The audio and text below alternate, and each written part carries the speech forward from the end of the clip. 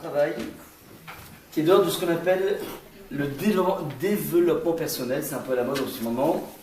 On va essayer de voir comment nos maîtres nous enseignent, donnent des pistes pour pouvoir répondre à deux questions. D'abord, qui je suis. Et deuxième question, une fois que j'aurai défini qui je suis, quel doit être mon rôle dans la vie? Un rôle dans la vie en tant qu'individu, mais un rôle aussi en tant que juif, puisqu'on est tous juifs ici. Qu'est-ce qu'on peut attendre, si vous voulez, de ce que l'on est avec tout, dans ses couches les plus intimes? Ça va être un petit peu donc on va essayer de travailler, le point sur lequel on va travailler ce soir. Et, comment dire, c'est une question extrêmement dure à résoudre. Parce que on passe notre vie un petit peu à être le reflet d'une éducation, le reflet d'une société, le reflet d'une classe, le reflet de beaucoup de choses, et essayer de trouver dans un monde tellement plein d'informations, tellement plein de schémas, trouver sa voie, trouver le goût de soi est quelque chose d'extrêmement dur à mettre en place. Il faut s'y prendre très tôt. Mais si on a raté le coche, c'est pas grave, on a toujours des séances de remplacement. Et ce qu'on va faire, on va essayer de faire ensemble, là maintenant ce soir. Maintenant, la démarche de, comment dire, essayer de réfléchir au rôle qu'on doit avoir dans sa vie est une démarche qui, à part le fait qu'elle est difficile, a priori, doit nous amener un véritable sentiment de jouissance. Parce que je parle de rôle dans la vie, et on peut particulier en tant que juif, je serais intéressant de vous écouter pour savoir, à votre avis, quel est notre rôle en tant que juif dans la vie? Quel est notre rôle? Comment? Amener l'éthique sur terre. Donc il dit, le rôle d'un juif, c'est d'amener une éthique sur terre, c'est-à-dire montrer qu'est-ce que être un individu qui va être source d'inspiration. C'est ça. Montrer l'exemple. Montrer l'exemple, ça veut dire qu'avant de montrer l'exemple, encore faut-il être un exemple. Donc tu dis, dans la vie, ce qui compte, c'est d'être quelqu'un de bien. C'est le but de la vie. Donc on est né apparemment pour être quelqu'un de bien. Tout le monde est d'accord? Comment? Entre autres, oui, évidemment, c'est pas exhaustif, mais qu'est-ce qu'on pourrait amener comme autre définition?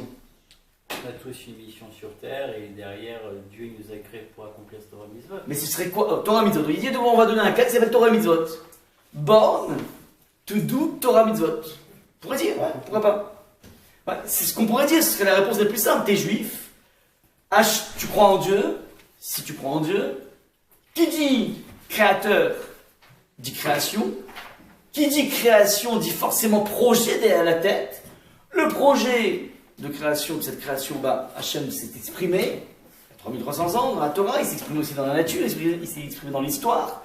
Et donc tu comprends que croire en Dieu jusqu'au bout, c'est aller avec le projet de création ou bien aller à rebours. Mais en tout cas, c'est-à-dire, si je vais pas avec Hachem, c'est que je vais à rebours. Donc bref, a priori je pourrais dire que le rôle du monde, le rôle de la vie, le rôle d'un juif sur terre, c'est de coller avec ce projet, de participer, d'être quelqu'un qui va être proactif dans ce projet. C'est ce que, en général, on entend comme réponse. Et qui pourrait aussi être inclus dans ce que tu avais proposé, d'être quelqu'un de bien qui va monter l'exemple. Donc tu vas être quelqu'un de bien, tu vas te construire. Une fois que tu t'es construit, tu pourras être quelqu'un qui sera source d'inspiration. Alors, c'est assez déchantant, c'est assez incroyable. Il y a un très grand maître de la Kabbalah que j'ai cité tout à l'heure, qui s'appelle Rabbi Moshe Chaim Luzzatto, un maître donc, du XVIIIe siècle, je vous ai marqué ici les références, 1707-1746. Lui a écrit un ouvrage qui s'appelle le Messilat Yesharim, qui veut dire en hébreu le sentier de la rectitude. Et il va dans ce livre, un petit livre comme ça, qui se lit très facilement et qui est pourtant truffé de références kabbalistiques. Ce petit livre en question s'est appuyé sur une échelle de traits de caractère, une échelle de midot, et cette échelle de midot en question, de traits de caractère, alors il nous apprend, il nous mène par la main pour essayer de grandir dans la vie, pour devenir quelqu'un d'ultime. Ouais. Donc, il rentre un petit peu dans ce que vous avez dit. Apparemment, le but du monde, c'est de devenir quelqu'un de grand, qui va être source d'inspiration, qui va amener l'éthique, comme tu voulais le dire. Et donc, il a créé un livre. Mais ce qui est intéressant dans l'introduction de ce livre, effectivement, on apprenait ça par cœur, tellement c'est important. Enfin, on n'a pas appris par cœur comme une femme de La Fontaine. C'est qu'en fait, on l'a tellement répété que c'est rentré à l'intérieur de nous. Alors, il dit la chose suivante. Yesod ha-chassidut v'shoresh ha-avoda u'shilber v'itemet etzek ha'adam ma'chovato ba'olam. Yesod ha-chassidut, la base essentielle du service divin. Shoresh ha-avoda. De la chassidut, du zèle divin.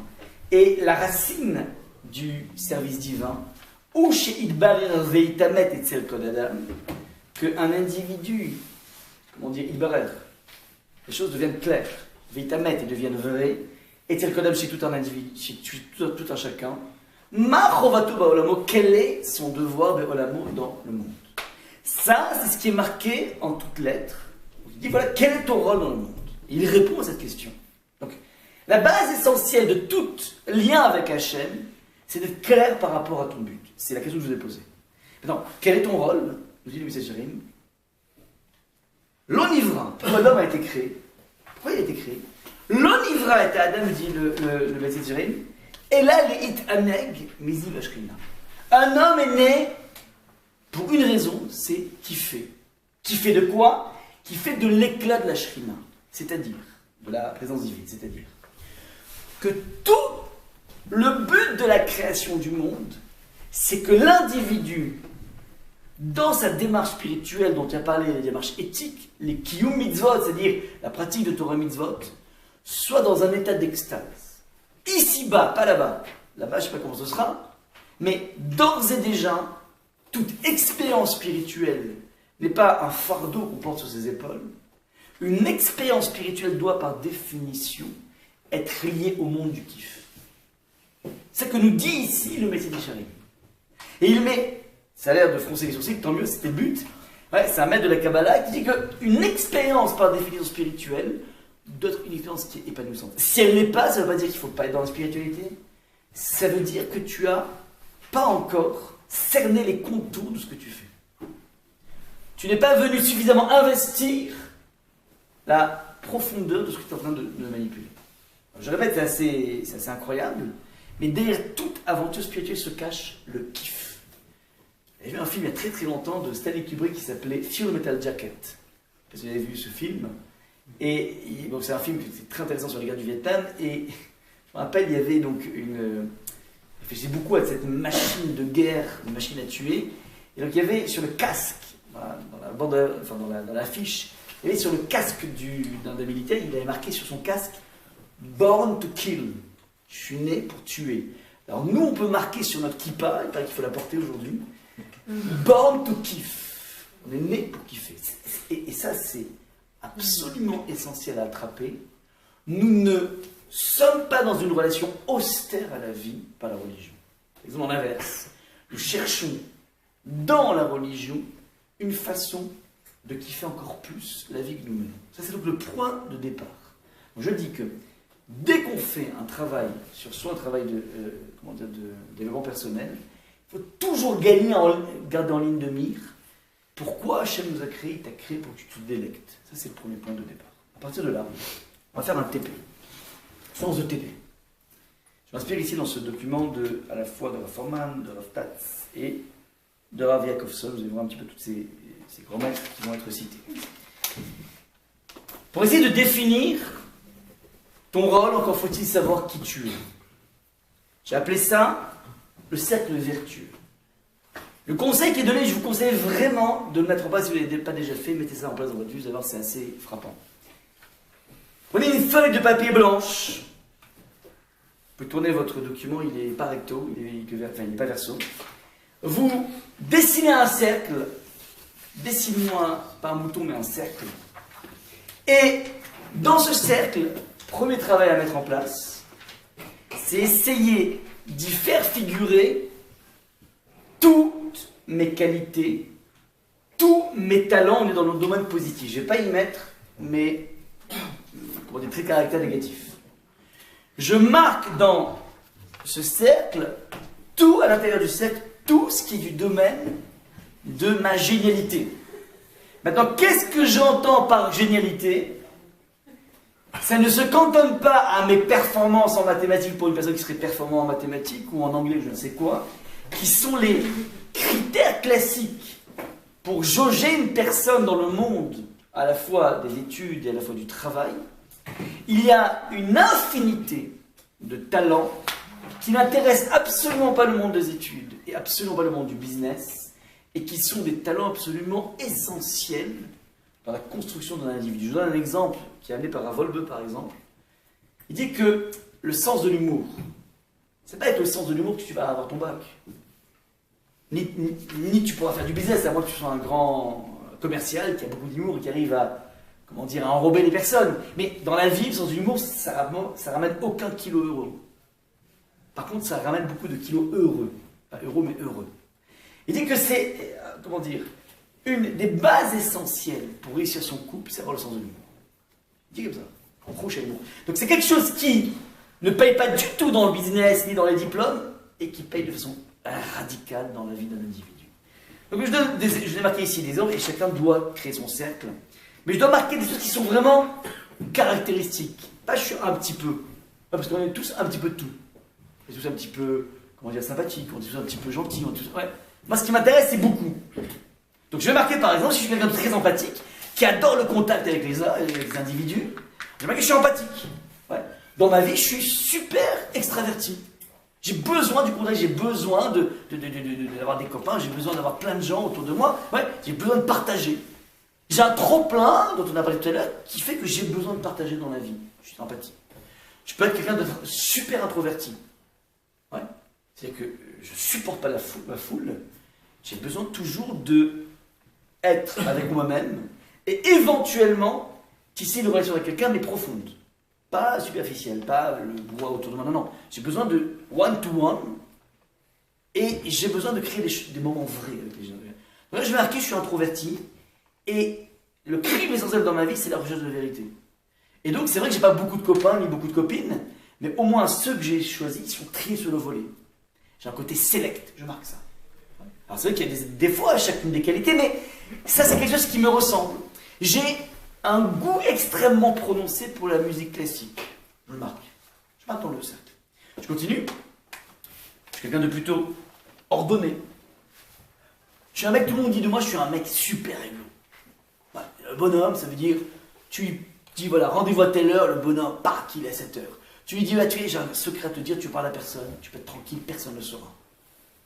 Les gens empathiques, on va leur donner un secret, en général, ça ne sortira pas du département. Ouais. C'est-à-dire que les gens qui ont tendance à ce besoin de partager, ils partagent tout, ouais, même les secrets. Donc il y a chacun, comment dire, à son talent. La personne qui est empathique, la personne qui est prêt à donner pour l'autre, alors il donne un peu trop de choses, c'est pas grave. Mais une chose est sûre, c'est qu'en fait, il veut donner. L'autre est introverti, il n'aime pas trop donner. Plutôt, il n'a pas marqué égoïste, je suis introverti. Et je privilégie les relations vraies. Ça, il marque. Je donne d'autres exemples. J'ai un côté poète. J'oublie tout, hein, c'est pas grave, mais en tout cas, je suis poète. Ma chambre, c'est un capharnaüm. Mais j'ai une créativité personnelle. Ouais, j'envisage des choses, ouais, je vois des choses, j'ai une puissance d'imagination colossale. Ça, c'est moi. Donc, ça, je marque ces talents. Maintenant, fidèle, ingénieux, est-ce que je suis plutôt intellectuel ou manuel? Voilà, j'ai une dextérité incroyable pour faire telle chose.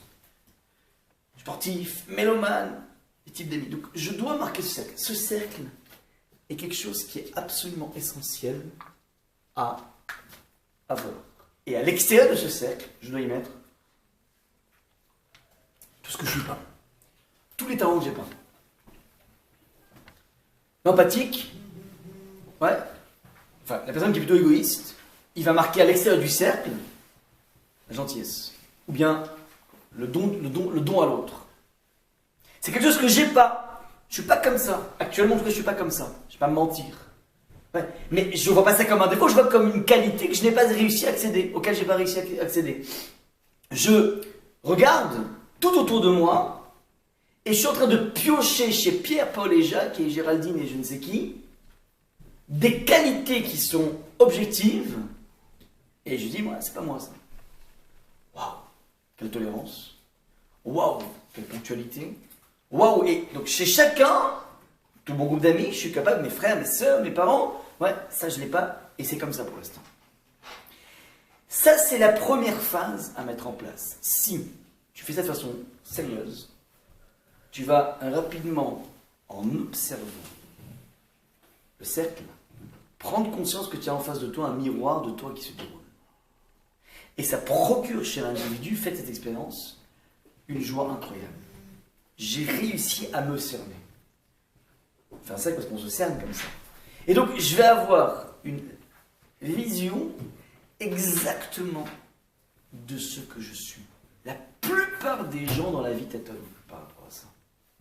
Ils ne savent pas vraiment se définir.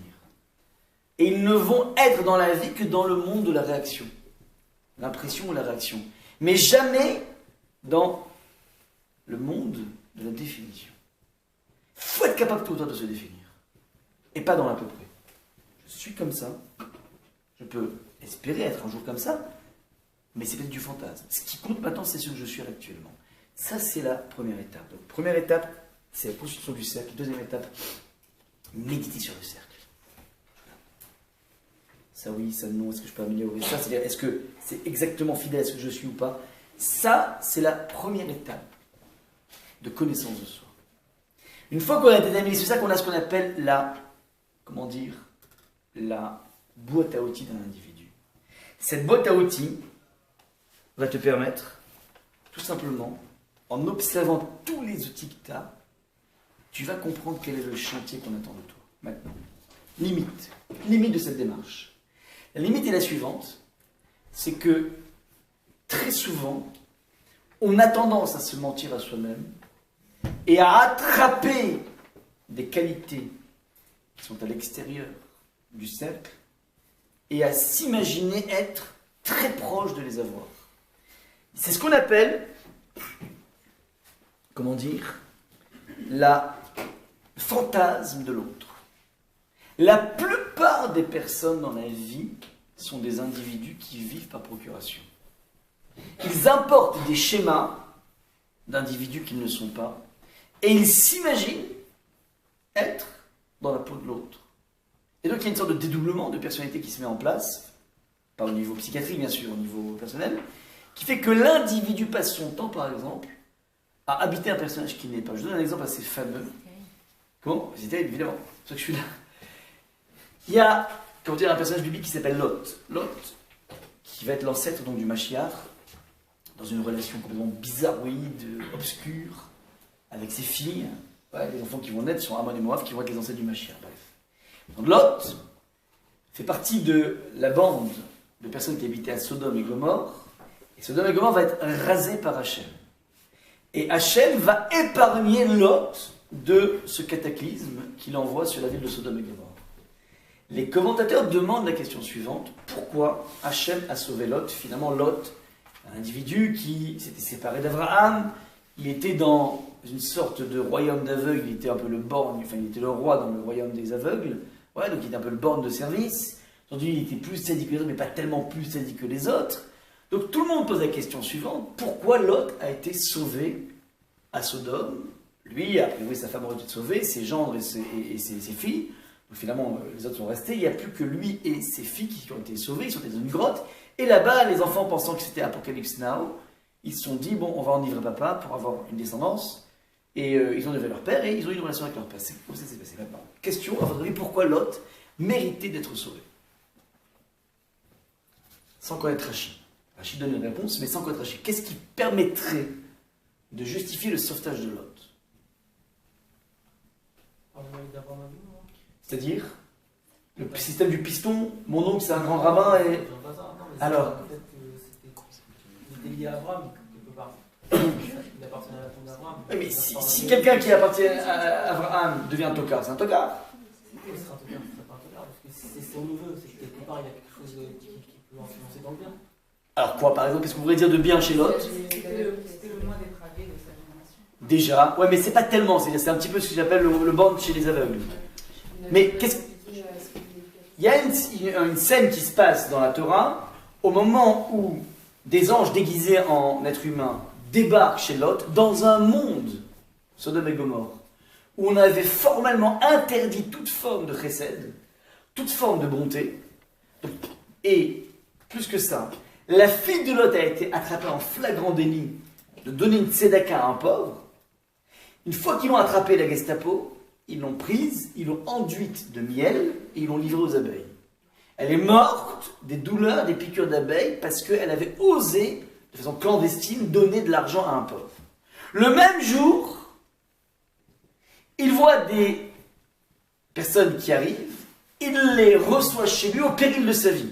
Pourquoi? Parce que rapidement ça se sait, le scoop est tweeté, et donc il y a d'un coup toute la ville qui vient pour, comment dire, massacrer Abraham et ensuite avoir une relation homosexuelle avec les 3 invités. Ça c'est ce qui est marqué dans Rashi, dans la Torah. Et donc tout le monde a envie de sauter à pieds joints en disant « Waouh !» Alors là vraiment, chapeau, Lot, impressionnant dans son chesed. Impressionnant. Ça veut dire, Abraham savait qu'il a fait un grand chesed de recevoir ces fameux anges déguisés en hommes, mais Abraham, c'était pas au péril de sa vie, c'était au péril de sa douleur. C'est le 3e jour de sa Brit Mila, de la Mila. Il a 99 ans, c'est complexe. Au lieu d'aller, dormir tranquillement, il est allé recevoir les invités, c'est grandiose. Mais a priori, c'est infiniment moins grandiose que faire du chesed au péril de ta vie. Ouais. Donc c'est ce que la plupart des gens répondent, ouais, l'autre il est géant par rapport à ça. Pourtant.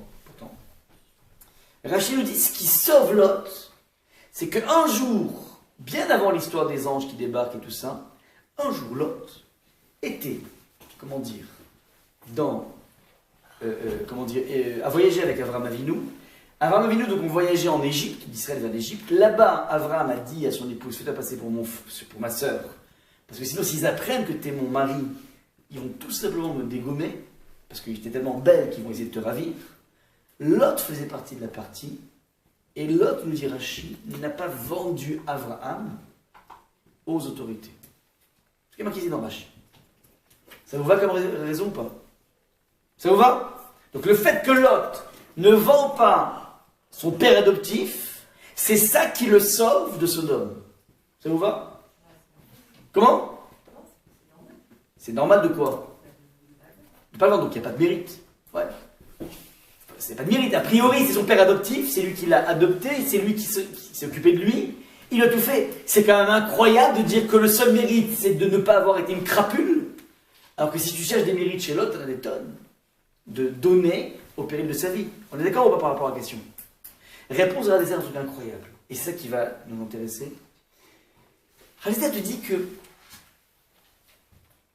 tout le chesed que met en place Lot, c'est un chesed qu'il a appris chez Abraham et qui n'est qu'une pellicule extérieure de lui-même. Il agit par mimétisme. Il agit comme son gourou aurait réagi, comme son maître aurait réagi. Il est dans un système d'imitation. Et quand tu imites quelqu'un dans la vie, t'es pas toi. C'est pas toi. En revanche, inversement, Lot s'est connu qu'il avait un amour frénétique du fric, de l'argent. Il adorait l'argent. Tellement qu'il s'est séparé d'Abraham pour aller en Californie, c'est-à-dire Sodome, c'était le bassin le plus florissant de l'époque.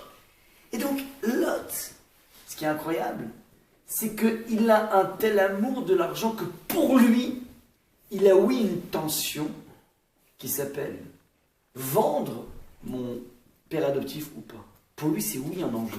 Parce que le vendre, ce serait hériter de tous les millions d'Abraham. Et donc, ça rentre au oui dans la balance. Je veux dire, mais c'est horrible. C'est horrible, mais c'est comme ça. Il a un amour frénétique de l'argent. Et pour lui, donc, c'est quelque chose qui est dur.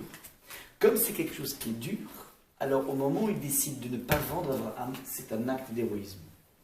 Ce que nous, on pourrait penser, mais aucun rapport. La réponse pour lui, c'est héroïsme. Et à ce moment-là, il a existé. Donc, nous dit Rachid de façon spectaculaire, ce qui m'intéresse chez l'autre, c'est les moments où il a été lui-même. Les moments où il a été lui-même, c'est lorsque tu as quelque chose, tu as un mode de fonctionnement qui est toujours le même. Et tu as une façon de faire les choses, et tu es capable de résister par rapport à ça. Ça veut dire que tu es en train d'exister. C'est pour ça que je dis que la connaissance de notre siècle est essentielle, parce que dans ce siècle, il faut que tu mettes une chose qui n'est pas simplement un mode de fonctionnement, mais un véritable talent. Maintenant, je vais marquer ici sur du document, le travail sur le cercle. Je suis dans le petit tas. On a un acteur essentiel, c'est pas Charlton Heston, c'est Moshe Rabbeinu qui va s'occuper de la libération du peuple juif. Je pose une question avant de lire le texte. Comment dire, Moshe Rabbeinu est devenu le leader du peuple juif? Comment il est devenu le Mashiach du peuple juif? Comment ça s'est passé? Vous vous rappelez ou pas? Samuel? Buisson ardent. Buisson ardent. Raconte-moi ce qui s'est passé au buisson ardent, je suis très curieux. Il avait face à un buisson qui était en feu. Ouais. Il s'est rendu compte que le buisson ne se consumait pas. Ouais. Donc il a été intrigué par ça, il Ouais. s'est approché, et après le jour il a parlé. Très bien, c'est juste. Ce qu'il dit, c'est marqué dans la Torah. Samuel, 100%. Si je suis fidèle à ce que tu dis, ça veut dire que Akadosh Baruch Hu, lui, vient en prophétie, enfin en parole, à partir de quel événement précis? Qu'est-ce qui fait qu'Hachem lui parle? Pourquoi il ne parle pas directement dans un songe comme il a fait Abraham? Bonne question. Bonne question, merci. Il est bon lui, hein, c'est futur rabbin, futur Rabbi Jacob. Ouais, c'est-à-dire, on voit bien Abraham, Hachem lui parle. Pourquoi tu as besoin de passer par un système à la Copperfield? Tu as un buisson qui brûle mais qui brûle pas. Ouais, qu'est-ce que c'est ça? Pas nécessaire.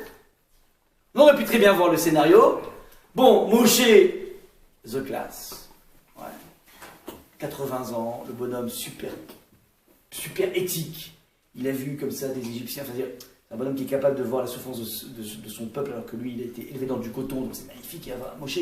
Bon, écoute, ça m'a l'air d'un bon candidat. Le CV en béton. Tiens, Moshe, tu vas venir, tu vas avoir Paro, tu lui dis let my people go, et c'est bon. Qu'est-ce que nous apporte l'expérience du buisson? Qui est l'événement fondateur du rôle de Moshe Rabbeinu. Alors, on va relire le texte et on va voir quelque chose qui est assez surprenant. Le texte est le suivant. Vayar malach Hashem et là donc. Le contexte est le suivant, il avait 80 berges, Moshe, 80 ans. Il était en train de faire paître ses moutons. Et le texte nous dit Vayar malach Hashem elav belabatesh. Un ange du Seigneur lui apparut dans un jet de flamme. Mitoch haséné à partir du buisson. Vayar veiné haséné boabaesh. Et il a regardé. Il a vu que le buisson était en feu.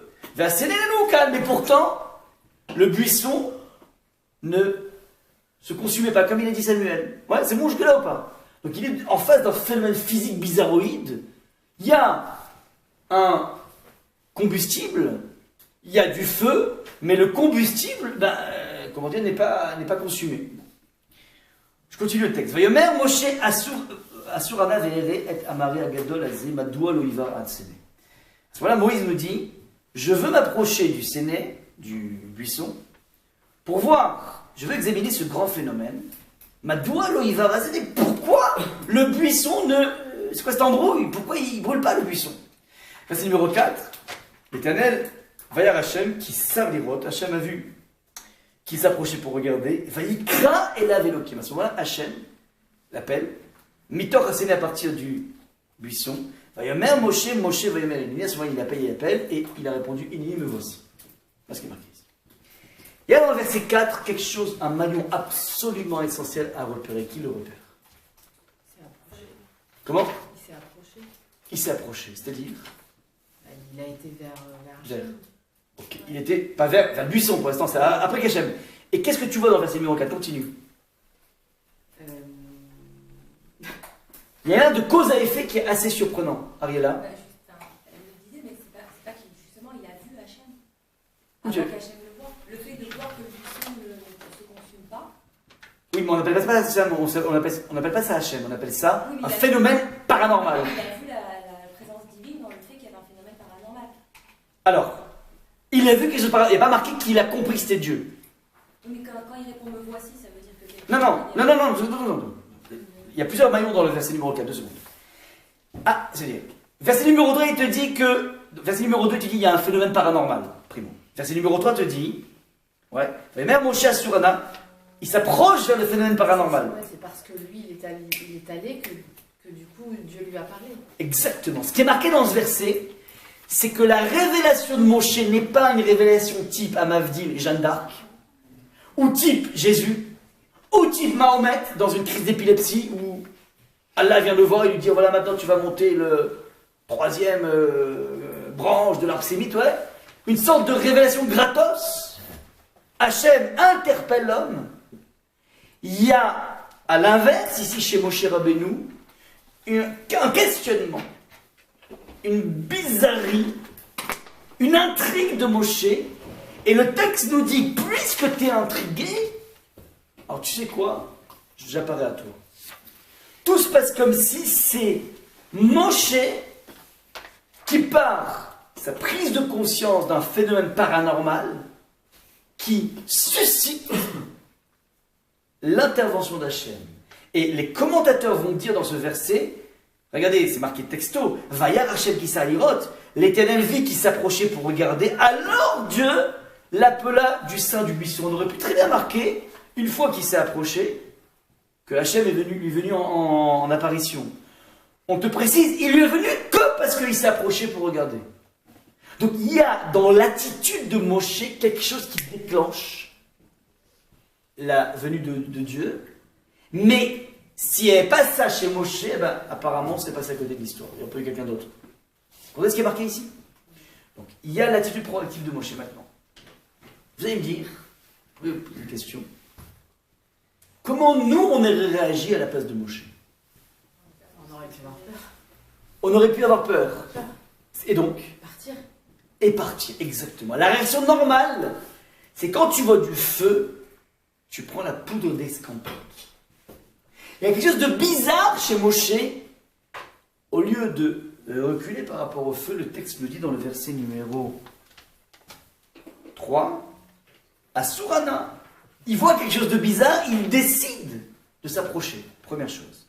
Deuxième chose, je pose une question. Est-ce que vous pensez que nous aussi, on aurait vu quelque chose de paranormal? Est-ce que c'est grand ce qui s'est passé chez Moshe ou bien n'importe quelle autre personne aurait eu le même scénario? Judith.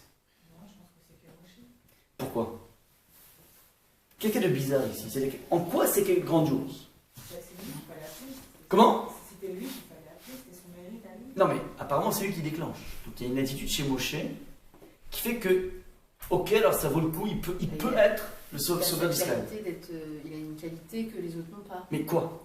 Bah, il est curieux, Il est curieux, mais on n'aurait pas été curieux comme lui? Mais moi je veux dans le texte, pas ce que tu sais. Il est anaf, c'est vrai, mais c'est pas marqué dans le texte. Comment, Samuel? Il a observé. Il a bien observé. regardé ce phénomène, on aurait pu voir uniquement un buisson prendre feu. Et puis passer à côté, même s'approcher. Lui, il a regardé le feu, il a Samuel dit un truc génial, et c'est exactement ce qui se passe ici. On aurait fait exactement comme il dit Samuel, on aurait vu un feu, alors ni approcher ni reculer, on serait passé.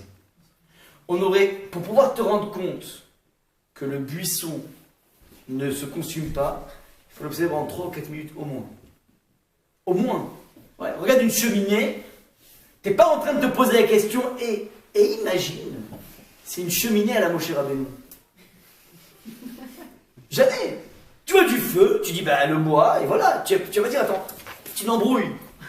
Ouais, il n'y a pas les mêmes lois de la pesanteur ici, je sais pas. Tu dis pas ça. Tu vois du feu, tu vois du bois, tout est ok. Nous sommes tous des personnes qui seraient passées totalement à côté du phénomène. Ouais. Si c'est un phénomène incroyable, tu vois des éléphants roses qui font comme Jumbo dans le ciel, alors oui, c'est un truc. Mais quelque chose qui demande une observation de 2-3 minutes, on serait passé à côté. Donc Moshe, et ça la grandeur de Moshe, avant la Hanava, c'est la faculté, faites bien attention, de porter un regard vierge sur les choses. C'est quoi porter un regard vierge sur les choses? Je vais vous parler d'une expérience qui va vous montrer que dans la vie, on voit ce qu'on a envie de voir. Tu vois ce que ton cerveau t'amène à voir avec un a priori radical, avec un biais radical. Là, tout de suite. Une histoire qui a été mise en place,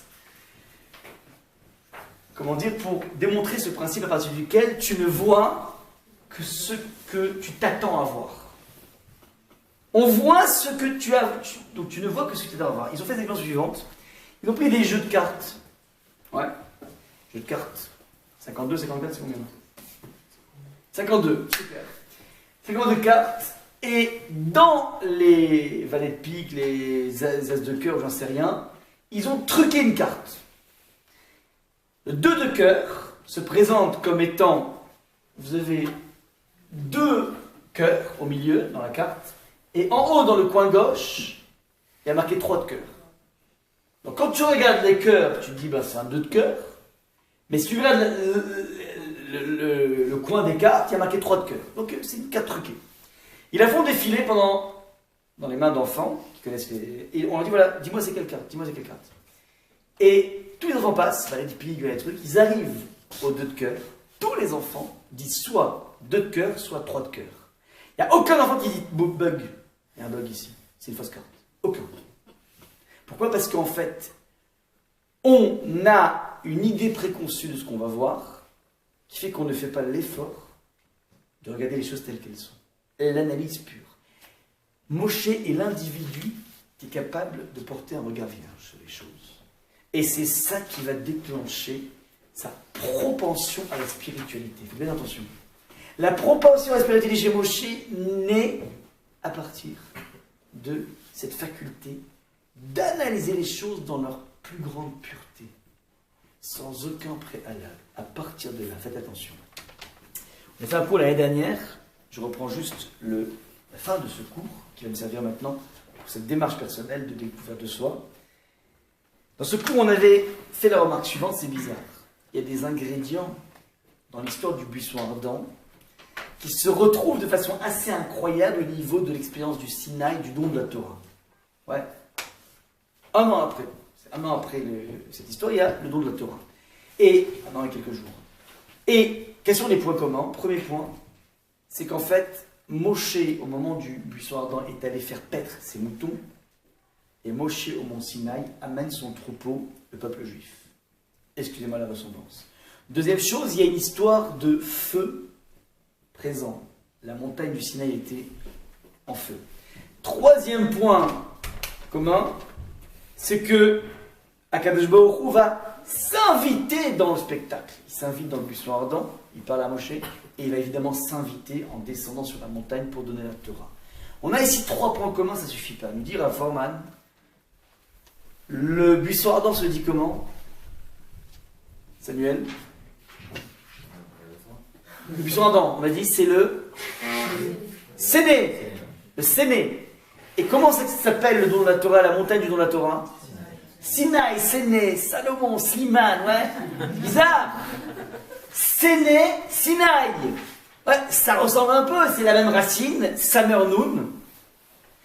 Et la terminaison n'est pas la même, parce que le Séné finit avec un Hé, et le Sinaï finit avec un Yud. Mais sinon, c'est la même racine. Oh, c'est intéressant. Hé en hébreu a une valeur numérique de combien? 5 Ramcha. Et Yud en hébreu, les deux déterminaisons ont une valeur numérique de 10. C'est intéressant ça. Quel est le lien entre le Sinaï et le chiffre 10? Les 10 commandements, ouais. En composition, ça veut dire, mais il y a eu 10 commandements, c'est incroyable. Au Sinaï, il y a eu 10 commandements. C'est le Sen, Samer Noun, avec 10 commandements maintenant. Que s'est-il passé au Séné? Au Séné, au buisson ardent, Moshe Rabbeinu va engager un dialogue avec Hachem. Hachem, le but de l'opération, c'est de recruter Moshe pour être le sauveur d'Israël. Et Moshe résiste. Il commence à lui poser, et il lui pose 5 questions à Hachem. Première question, vous n'avez pas su dans le document. Il dit, Moshe, qui est la source? Réponse d'Hachem, c'est moi. C'est moi le Dieu de ton père, Abraham, Isaac et Jacob. Deuxième question, Moshe dit, ok, tu es là, mais qui me dit que tu seras là demain? Qui me dit que tu vas m'accompagner? Qui me dit que j'aurai une protection rapprochée? Réponse de Hachem, je serai avec toi. Deuxième réponse. Troisième question, dit Moshe, ok, j'ai compris, c'est toi le boss, tu m'enjoins un rôle, comment je vais te présenter auprès du peuple juif? Réponse de Hachem, tu lui diras, Eye Hachem, je suis celui qui a été, qui sera. Ouais, donc c'est-à-dire que je suis de la permanence. Quatrième question de Moshe, on ne s'attarde pas là-dessus. Dit Moshe, ok, je vais leur dire que t'es toi. Mais, lui dit-il, comment veux-tu que j'arrive à les convaincre pour sortir de leur gadou? Comment je les convaincre? Réponse de Hachem, t'as qu'à leur faire des tours de passe-passe. Tiens, regarde ton bâton. Ouais, transforme-le en serpent, bam, ça marche. Mets ta main sous l'aisselle, tac, elle devient lépreuse. Ah, il nous montre des trucs à la Copperfield pour impressionner le peuple juif, pour montrer qu'en fait, j'ai aussi des pouvoirs surnaturels qui m'ont été légués par Hachem. 4e question. Ce qui m'intéresse maintenant, c'est la 5e question. Qui vous intéresse maintenant. La 5e question qui est posée par Moshe est la suivante. Donc jusqu'à présent, il parlait sur Hachem.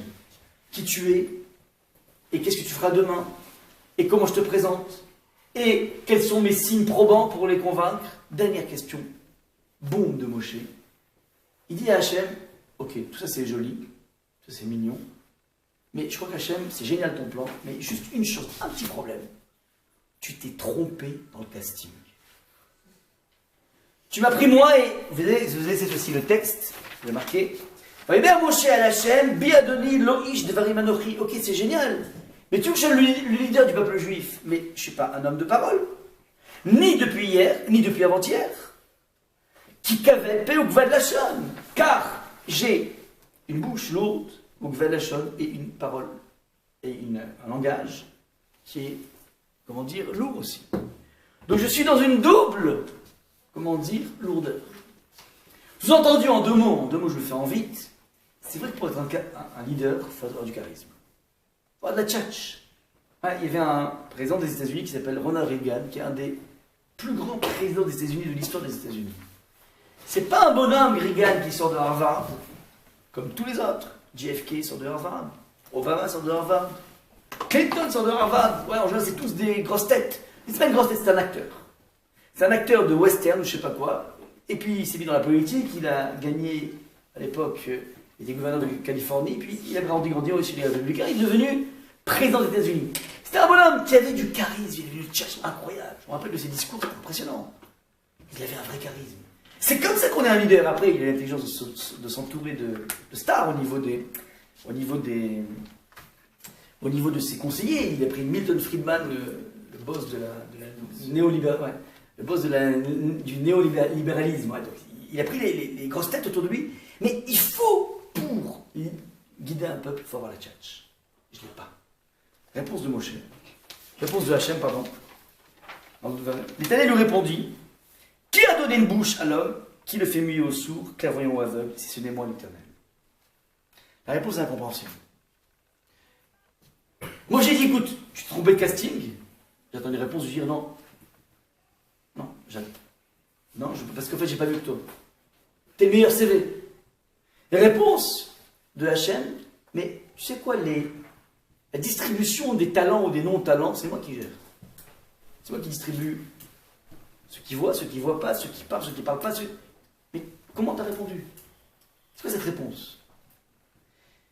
Cette réponse, en fait, c'est, si vous voulez, la base essentielle du débouché des Aseret Dibrot, je m'explique, des 10 commandements, je m'explique. On a dit qu'on a deux expériences qui sont similaires. Le Séné et le Sinaï.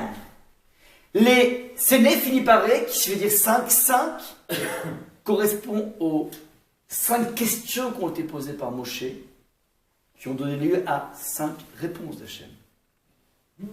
Et le Sinaï, on a dit que c'est 10 paroles.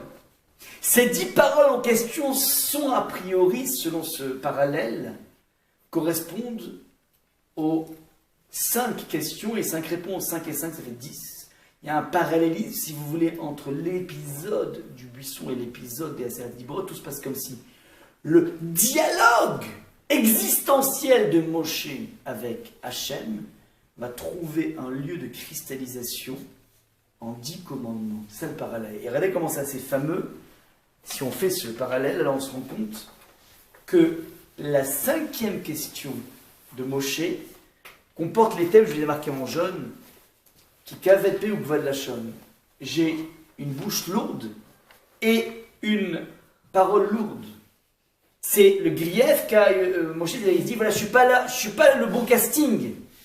Et c'est le 5e discours, c'est la 5e discussion, et elle correspond évidemment dans ce parallélisme au 5e commandement. Quel est le 5e commandement?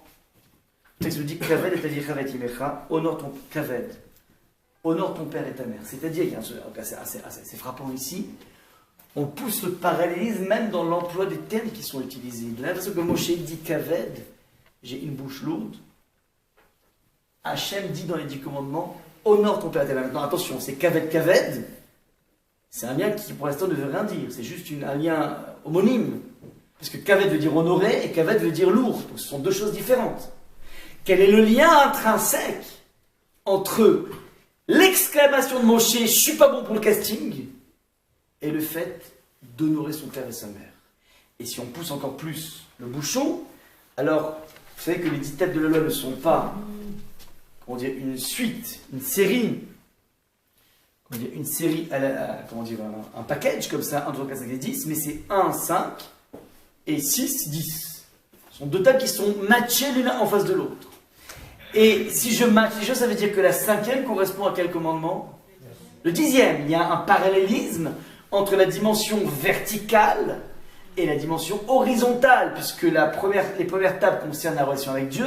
Je suis l'éternel ton Dieu, ne prononce pas le nom de Dieu en vain, ainsi de suite. Et la deuxième concerne la relation avec l'autre, qui s'appelle ne tue pas, ne vole pas, ne fais pas d'adultère. Ouais. Ça, c'est donc les points. Maintenant, quel est le projeté, si vous voulez, de Kaved et Avicha, le 5 par rapport au 10? Le 10, c'est quoi? C'est l'interdiction de convoiter la femme de ton prochain, la maison de ton prochain, les instruments de ton prochain, bref, tout ce que ton prochain a. Quel est le fil d'Ariane qui lie la question de Moshe? Je ne suis pas le bon pour le casting. Le fait que tu dois honorer tes parents. Et troisième point, le fait que tu ne dois pas convoiter la maison de ton prochain, le business de ton prochain, la dernière mini décapotable de ton prochain. Tu n'as pas le droit de convoiter. Quel est le lien? Réponse. Alors, on a d'abord un lien au niveau des mots qui sont utilisés, mais maintenant on passe aux idées, c'est ça le point essentiel. Et c'est ça qui va nous permettre de pouvoir mettre dans le cercle exclusivement mes talents, et non pas les talents que je fantasme avoir et que je n'ai pas. Le point est le suivant. Moshe dit, tu t'es trompé de casting, je ne suis pas charismatique, j'ai pas la tchatch de Reagan, je ne pourrais jamais y arriver. Hachem lui répond, mais tu sais que je suis exactement au courant de tes zones de faiblesse et de tes zones de puissance. Sous-entendu, toi tu te regardes et tu te dis, mais ça aurait été tellement plus simple dans mon cercle que je puisse inclure l'empathie, puisque je ne suis pas très empathique, et que je puisse inclure le côté studieux, et que je puisse inclure tout ce que mon copain, ma copine a.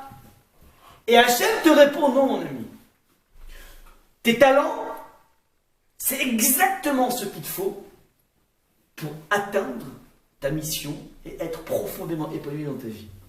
Ah, pourtant j'ai l'impression qu'il y a une erreur de distribution des talents. Je ne comprends pas. J'ai fait des super études, ça a l'air de misère. Et cet abruti-là, il a fait des études bidons et le voilà un petit peu. Mais il y a un bug là-haut, pas possible. C'est pas normal ce qui se passe. Élément de réponse.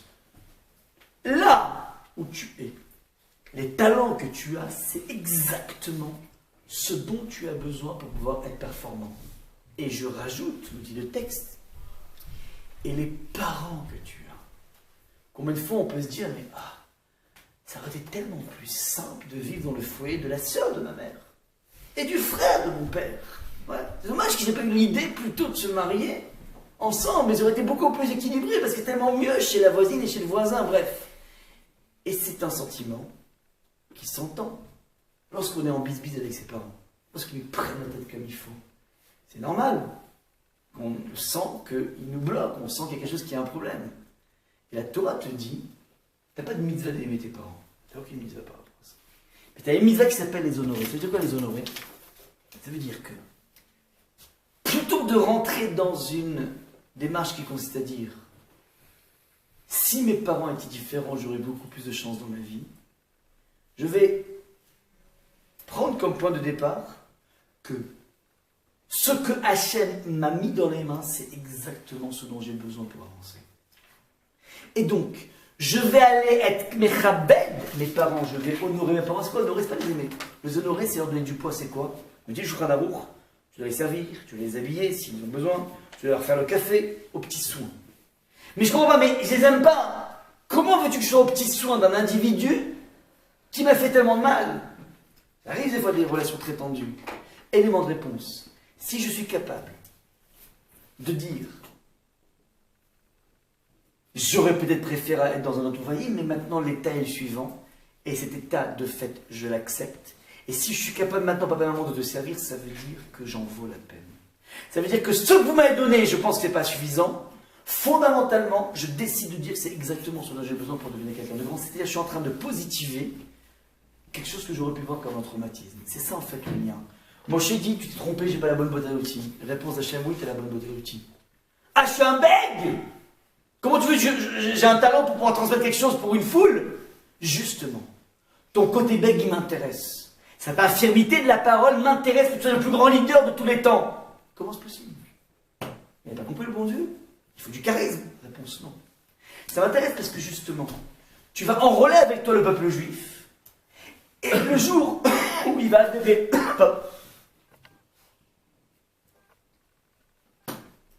et lorsqu'il va adhérer à ton message, on peut être sûr que leur adhésion n'est pas due à ton talent de conférencier international.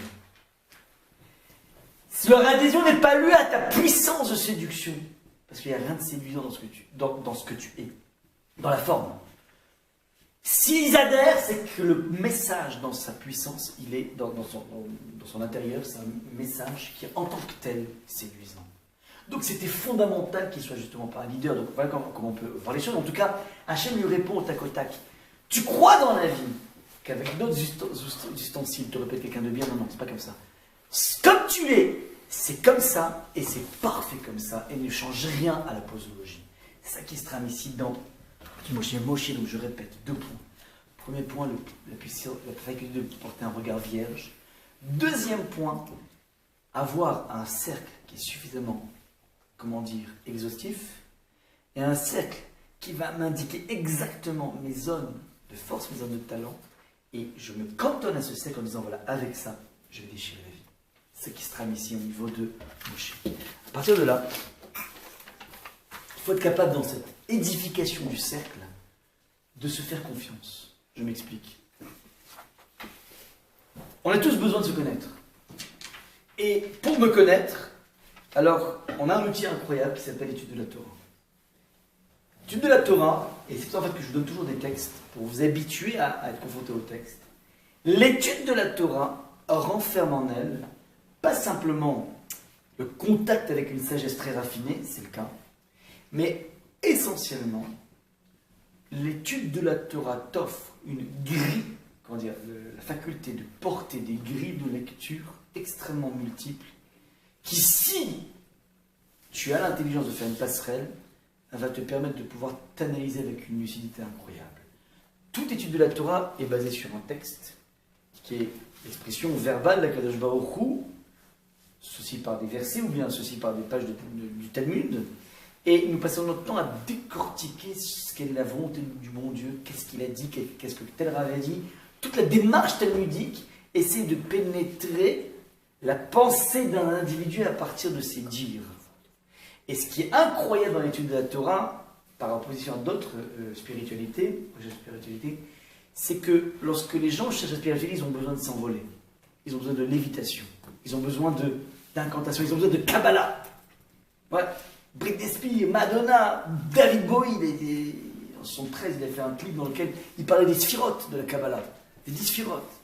Ils ont besoin de s'envoler, ils ont besoin, à part l'héroïne, ils vont plus que l'héroïne, ils veulent de la Kabbalah aussi, mieux que l'héroïne. Ouais.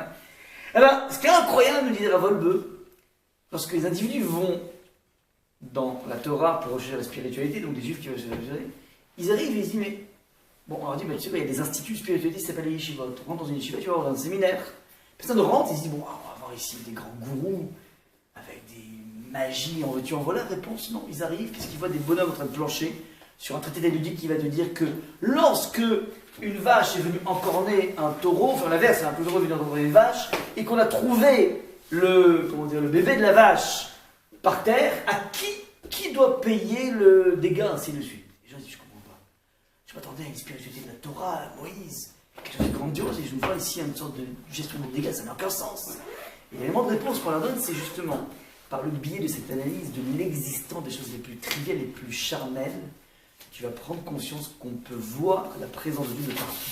même dans les choses les plus triviales. C'est-à-dire que on s'habitue à porter un regard analytique sur toutes les situations qui, si tu fais cette passerelle, et tout le monde ne la fait pas, va te permettre de pouvoir porter le même regard analytique sur toi. Donc je dis que plus un individu a un contact avec l'étude, plus il aura une facilité à cerner exactement ce qu'il est. Troisième point, comment dire ? Troisième point, au niveau donc de cette connaissance de soi, il faut être capable, pour s'aider de construire ce cercle, s'aider de tes proches, les gens qui t'aiment. C'est tes parents en général, tes grands-parents, tes frères et tes sœurs, qui vont te permettre de te dire, voilà, toi t'es comme ça. Et, comment dire, l'élément de définition que te donne un proche qui t'aime, en général, sera une carte d'identité assez fiable. Ouais. Il faut s'aider de ses proches. Je donne un exemple de Rav Jacobson qui est assez frappant. Un jour, Rav Jacobson, donc, c'est le plus grand maître actuel au niveau de l'éducation en Israël.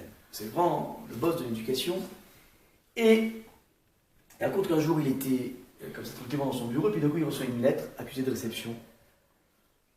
Rav Jacobson, enfin, monsieur Yiri Jacobson, vous êtes convoqué au commissariat de telle et telle ville, tel et tel jour. Le mec il commence à flipper parce qu'en fait, comme il s'occupe de beaucoup d'enfants, beaucoup d'institutions et tout, il dit, je sais pas ce qui se passe au commissariat, ça fait une plainte d'un parent ou pas, je sais pas, donc il commence à avoir peur. Pendant une semaine, il se met à jeûner, bon bref, il se met à prier.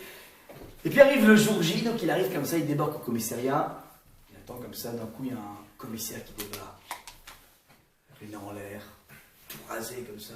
Jacobson ? Il dit, oui, c'est moi. Venez dans mon bureau. Quand ça va sentir. Il s'assoit, et vous, monsieur Jacobson. N'est-ce pas que, il y a 25 ans, vous étiez dans une école et vous avez enseigné dans telle et telle classe? Mais il commence à trembler. Il dit 25 ans, ouais, ça me dit quelque chose. Non, dites-moi précisément. Vous étiez dans tel et tel institut et vous êtes venu faire un remplacement pendant 15 jours. Et il commence à dire que oui, ça fait loin, quoi, c'est loin, c'est loin. Qu'est-ce qu'on va me sortir comme dossier? Bref. Et il dit, ok, est-ce que vous vous rappelez de moi? Il dit, je vous avoue que 25 ans passés, non, je ne me rappelle pas du tout de vous. Alors à ce moment-là, il dit, ouais, je fais partie de vos élèves. Est-ce que vous vous rappelez le premier cours que vous nous avez donné? Le mec il dit, ah oui, j'imagine, j'ai toujours une technique. Alors il explique cette technique. Il dit que lorsqu'il prenait une classe en premier, et en l'occurrence c'était en fait une classe de voyous, une classe d'enfants qui avaient été jetés de tous les bahuts, des enfants de familles nobles, mais dont les enfants avaient commencé vraiment à flirter avec le monde des petits caïds, le monde de la rue, quoi. Donc ils étaient dans une sorte de classe de redressement, et comme c'est tous des fils de familles illustres, donc première des choses, ils s'appelaient tous par des noms de famille. Des noms de famille genre Corleone, Tatalia, ouais, un peu comme dans la PEG, ouais, en mode juif. Après, déjà, j'ai dit d'abord, il n'y a pas de Tatalia, enfin, il n'y a pas de Schwartz, je sais pas quoi. Bon, on s'appelle tous par des prénoms, Chaim, avant un prénom. Secondo, premier exercice, je vois le professeur. Vous allez vous mettre par couple, ouais, donc par couple de copains. Et vous connaissez depuis des années ici, vous êtes tous dans la même école, enfin, depuis un an au moins, vous avez vécu ensemble. Je vous demande une chose. Vous vous concentrez pendant un quart d'heure et chacun écrit sur un bout de papier la qualité essentielle de son copain. Donc chacun s'y met, donc il réfléchit, etc. Bon. Donc le commissaire lui dit, est-ce que vous vous rappelez votre règle? Il dit, oui, je me rappelle. À ce moment-là, le commissaire lui dit, il sort son portefeuille, il ouvre son portefeuille, il lui dit, regardez, ce mot, ça fait 25 ans, je l'ai toujours dans mon portefeuille. Il lui dit, et qu'est-ce qu'il y a marqué dans ce mot? Il raconte comme ça que, à l'époque déjà, il avait prévu, il a même décidé de quitter l'école et de devenir un vrai caïd. Il trouve que son copain a écrit sur le mot, toi, t'es quelqu'un d'héroïque. Il lui montre le mot, il dit voilà, c'est ça qu'il a marqué il y a 25 ans, c'est-à-dire une stigmatisation positive, c'est exactement une de ses qualités majeures. L'héroïsme, c'est un bonhomme qui est capable, par exemple, de se sacrifier pour autrui. Maintenant, cette même qualité d'héroïsme, peut aussi t'amener dans le monde de l'héroïne. Parce que quand tu as de la force, eh ben, tu peux l'utiliser à mauvais escient. Le commissaire est venu dire à Jacobson, en fin de compte, ouais, mon champ de réalisation était forcément la drogue, la pègre, les crimes, mais je suis du bon côté, je suis commissaire de Dieu. Ça veut dire que j'ai utilisé cette qualité et je l'ai utilisée dans le bon sens. Et ça, c'est grâce à une stigmatisation positive. Ça veut dire, ce que te dira l'autre de toi, un autre qui t'aime, peut être pour toi une véritable carte d'identité. Donc tu peux construire ton cercle à partir de, comment dire, de ça. Et c'est la raison pour laquelle, on avait parlé déjà la semaine dernière, je ne reviens pas là-dessus, il faut que tôt ou tard tu puisses être capable de choisir. De choisir, c'est quoi? C'est se dire, voilà, moi je suis comme ça, et je ne suis pas comme ça, et c'est très bien comme ça. On ne peut pas être comme ses enfants. Vous savez, c'est quoi un enfant? Un enfant, tu peux faire cette histoire, c'est génial. Tu lui donnes 2 glaces. Qu'est-ce qu'il va dire l'enfant? Non, je ne peux pas, je fais Watch Chairs. Non, pas du tout. Il prend les 2, donc il a 2 mains, il prend 2 mains, 2. Ouais, c'est l'enfant. Maintenant, tu veux faire l'expérience qui est géniale, tu lui mets une 3e glace. Il a les 2 mains prises, il voit la glace. Qu'est-ce que fait l'enfant? Il la veut. Et étant donné qu'il ne peut pas la voir, donc il commence par être triste. Tu vas voir son visage qui sera crispé. Zut. Je ne peux pas avoir une 3e glace. Et comme il la veut, il ne veut pas être dans cette crispation. Qu'est-ce que va faire l'enfant? Il va essayer de se débrouiller pour la prendre. Et en même temps qu'il la prend, il fait tomber les 2 autres. Et comme il s'en veut, il fait tomber la 3e. Il ne reste plus que les larmes pour pleurer. Et les glaces par terre. Ça, c'est un enfant. On est tous un petit peu des enfants. On a tous cette attitude. On avait parlé la semaine dernière du beurre, de l'agent du beurre, de la fille de la crémière, et ainsi de suite. Il faut être capable, au bout d'un moment, de se dire, voilà, moi je suis comme ça, et je vais exploiter au maximum ce que je suis, et je vais arrêter d'habiter dans les paumes de l'autre, dans la peau de l'autre. Ça, c'est là que j'arriverai à consolider de façon radicale mon choix. Une fois que j'ai mis ça en place, on finit là-dessus. Alors à partir de là, je réobserve ce cercle, et je vais enfin goûter à ma singularité. Je sens qu'à quel point je suis unique. Et Michel nous dit qu'en fait, un homme doit se lever le matin en disant « Pour moi, le monde a été créé ». C'est-à-dire quoi pour moi? C'est pas de l'égoïsme. Pour moi, le monde a été créé, ça veut dire que j'ai une structure tellement subtile, avec des composants tellement complexes, que je suis totalement unique. Il n'y a personne qui me ressemble. Et comme je suis totalement unique, j'ai une mission à mettre en place. Cette mission, et c'est en fait ici que, comment dire, les choses s'élaborent. C'est quoi le goût de sa singularité? Le goût de sa singularité, c'est ce qu'on a toujours caressé quand on était tout petit. De devenir le héros d'un moment. Ouais, on se disait, voilà, imagine, il y a un incendie, et c'est moi qui sauve la situation. Oh, quel kiff ce serait d'être sur tous les journaux, tout le monde applaudit. Ouais, et parce que grâce à ma bravoure, j'ai réussi à sauver la situation. Tout le monde rêve de ça. Ça, c'est ce qu'on appelle le goût de sa singularité, et qui aurait été mis de façon extrêmement forte, magnifié par un événement. Il y avait un bonhomme qui avait réussi à faire un atterrissage à New York, tu te rappelles ou pas? Ouais, un bonhomme, il était venu d'un coup, la star olympique. Ouais. Bon, c'était un simple pilote d'avion, quoi, c'était pas là. Mais bon, le bonhomme, il était là au moment où. Ça, c'est quoi ça? Comment? Sur l'autre scénario. Ouais, c'est vrai. Mais ça, c'est le goût de soi lorsque tu émerges du groupe. Mais il y a des moments dans la vie, et c'est ça qu'il faut comprendre, une fois que tu as goûté à toi, il faut être capable de pouvoir donner aux autres.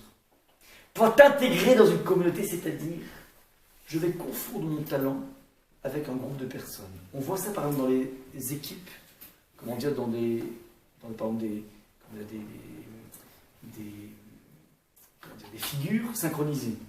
Ouais, la danse aquatique ou bien les mouvements les danses. Ouais. Lorsque tout le monde marche à l'unisson. Ce qui est intéressant, c'est que chaque individu amène sa singularité, mais on fait tous la même chose. Et s'il y en avait un seul qui laisserait sa singularité échapper, alors d'un coup, le mouvement serait brisé. Ça veut dire que lorsque j'appelle exactement mon tribut à la communauté, à la société, alors d'une certaine façon, on ressent une joie du travail d'équipe. C'est cette deuxième phase que la Torah te demande de mettre en place. Une somme de talents. Elle va réfléchir dans quelle mesure ils vont te permettre de te construire et de construire les personnes qui sont autour de toi. Et c'est ce que l'on retrouve de façon radicale dans l'altérité du mariage. L'altérité du mariage, c'est la faculté à comprendre que finalement, je me donnais dans une don total à l'autre et vice-versa. Et tout en donnant, en ayant l'impression de me départir de ma personnalité, je suis en train, au contraire, de découvrir ma personnalité. C'est en fait le génie du mariage, cette faculté de pouvoir aborder quelqu'un de fondamentalement différent. Et dans ce principe du don, ce principe de de ce rapport de don, alors d'une certaine façon, chacun va pouvoir découvrir des pans nouveaux de sa propre personnalité et affiner encore plus. C'est ça que je m'arrête là, pour ce soir. Et je vous souhaite très très bon courage pour faire ce travail au niveau du cercle et pouvoir l'affiner le plus possible. Je m'arrête là, c'est